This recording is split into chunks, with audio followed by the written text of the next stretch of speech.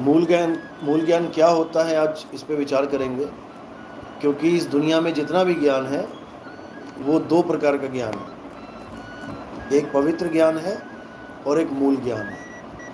पवित्र ज्ञान क्या होता है? जितना भी ज्ञान आज तक आपने सुना, कथाओं में, कहानियों में, जितना भी ज्ञान A to Z, कोई योग का, कोई प्राणायाम का, कोई सहज, कोई हठ योग का, कोई चक्र जागरण, जितना भी श्वासों का, प्राणों का, ये सारा ज्ञान जितना भी है ये सब पवित्र ज्ञान में आता है। और मूल ज्ञान क्या होता है? मूल ज्ञान होता है आत्मज्ञान, जिसमें आपको जितना भी कुछ करवाया गया होता है आज तक, वो सब छोड़ना होता है। बड़ा अजीब लगता है कि सब छोड़ देंगे तो करेंगे क्या? क्योंकि कई जगह सत्संग होते हैं और वहाँ पे मैं कहता हूँ कि भाई ये जितनी पूजा पाठ है ये सब आपने छोड़नी है, तो बड़े विचलित हो जाते हैं कि अगर सब छोड़ दिया फिर भगवान कैसे खुश होगा। असल में मूल ज्ञान बिल्कुल अलग है।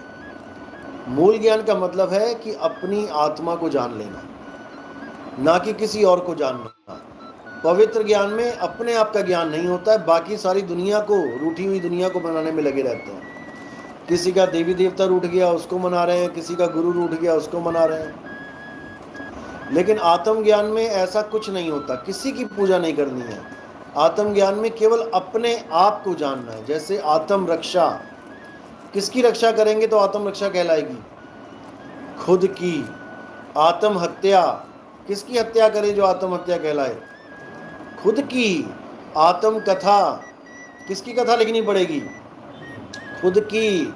आत्मनिर्भर, किस पे निर्भर रहना पड़ेगा? खुद पर। इसी प्रकार आत्म ज्ञान, किसका ज्ञान चाहिए? खुद का।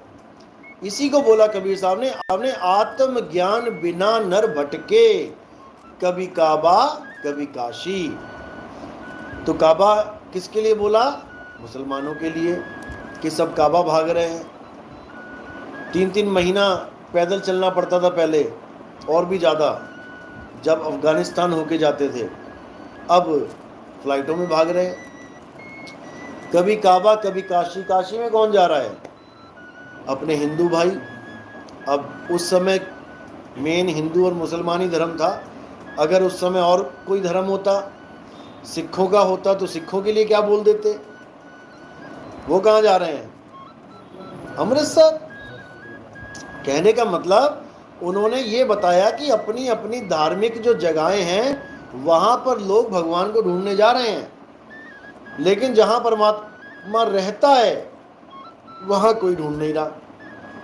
इसलिए बोला वस्तु कहीं और ढूंढे कहीं, कैसे लागे हाथ।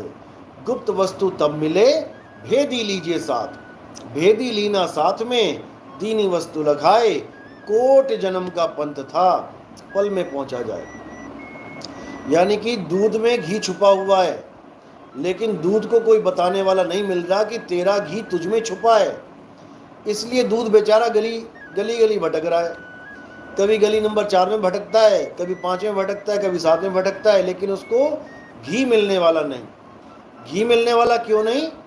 क्योंकि घी उसके अंदर है और वो बाहर ढूंढ रहा है। इसीलिए बोला ज्यों तिलमाही तेल है और ज्यों चकमक में आग, तेरा साईं तुझ में है, जाग सके तो जाग। अब मेरा साईं मुझ में है तो मैं कितने कदम चलूं तो साईं मिलेगा मुझे?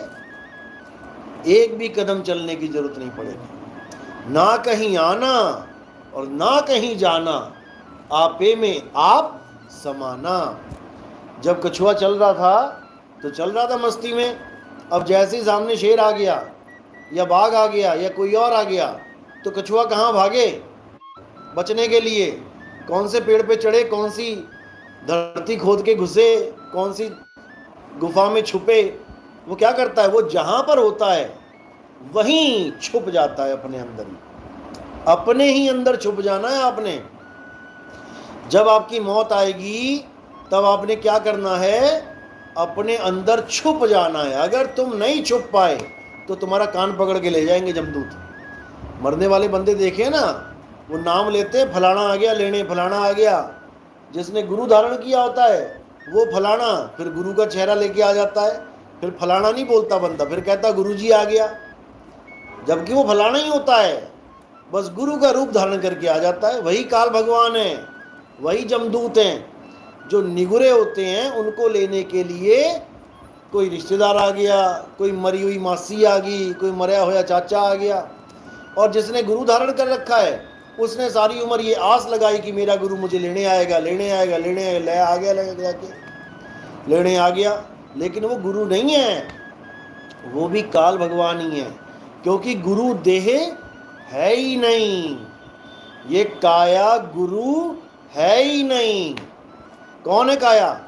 गुरु नहीं है तो काया है गुरु के कपड़े। हे अर्जुन, तू और मैं शरीर नहीं है, शरीर तो इस आत्मा के कपड़े हैं। ये कपड़े ना भी अगर कोई किसी को मारे तो भी एक दिन ये कपड़े जब पुराने होते हैं तो इसको आत्मा छोड़ देती है।